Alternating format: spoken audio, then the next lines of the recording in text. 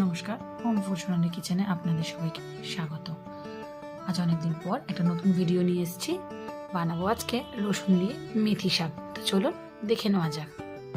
ধুয়ে নিয়েছি ভালো করে মেথি শাক, কেটে নিয়েছি লম্বা লম্বা করে রসুন। এই রসুন কুচিটা অল্প তেলের মধ্যে দিয়ে হালকা ফ্রাই করে নিতে হবে, খুবই সামান্য ভাজতে হবে। এরপর এর মধ্যে মিলিয়ে দেবো হচ্ছে মেথি শাকটা। শীতকালে শরীরকে গরম রাখার জন্য রসুন যেরকম উপকারী, মেথি শাকও সেরকম উপকারী। অনেকেই এই মেথি শাকের তিতো স্বাদের জন্য অনেকেই মেথি শাকটাকে একটু এড়িয়ে যাওয়ার চেষ্টা করে, কিন্তু এভাবে করে খেলে মোটেই তিতো লাগবে না। ভেজে মেথি শাকটা তুলে নিতে হবে। এরপর নিয়ে নিয়েছি কুচিয়ে রাখা রসুন, পেঁয়াজ এবং টমেটো। আবার কড়াইতে অল্প দিয়ে দিলাম তেল, দিয়ে দেবো কুচিয়ে রাখা রসুন,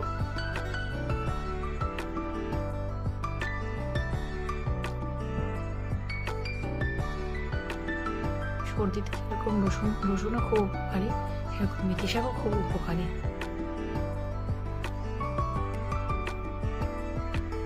দিয়ে দেবো কুচিয়ে রাখা পেঁয়াজ, একটু ভেজে নিতে হবে।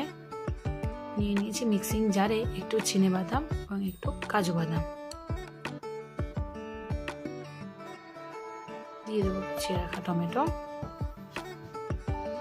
গুঁড়ো মশলা নিয়ে নিয়েছি, জিরের গুঁড়ো, ধনের গুঁড়ো, রসুন, হলুদ গুঁড়ো, নুন।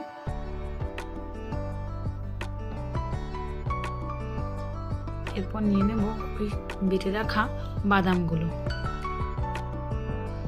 বাদামগুলো খুব বেশি মিহি পেস্ট করার দরকার নেই। এটা দিয়ে দেবো কড়াইতে। দেখতেই পাচ্ছেন যে এর জলটা শুকিয়ে এসছে।